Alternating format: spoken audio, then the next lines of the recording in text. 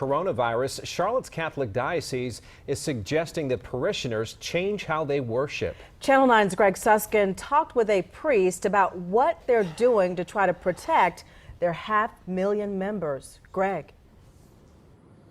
And the Charlotte Diocese based here has roughly about 100 congregations in the area, and they're taking steps to prevent the spread of the coronavirus and really any flu-like illness. And some of the things that they're asking pastors and parishioners to do, they sort of seem like common sense, but there's certainly an elevated level of concern when you talk about the coronavirus now being confirmed in this state.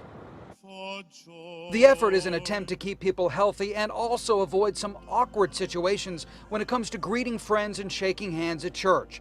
What the diocese isn't wanting to do is cause people to worry. There really isn't a heightened sense of people trying to cause alarm. Rather, there is a general sense of looking out for one another. Father Patrick Winslow sat down with me to talk about the virus and the changes the Diocese of Charlotte is making.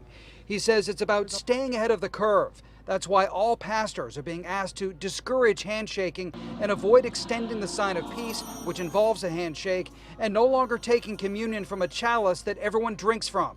Those who distribute communion should wash their hands, and churches will clean high-touch surfaces daily and encourage people to cover coughs.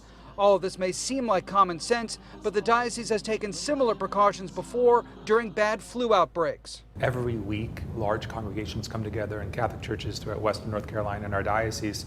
We wanted to offer some of that guidance, to share it, so that we could be responsible citizens, to be part of a prevention. The letter from Bishop Peter Jugas last week led to the changes, which are also being recommended in other parts of the country.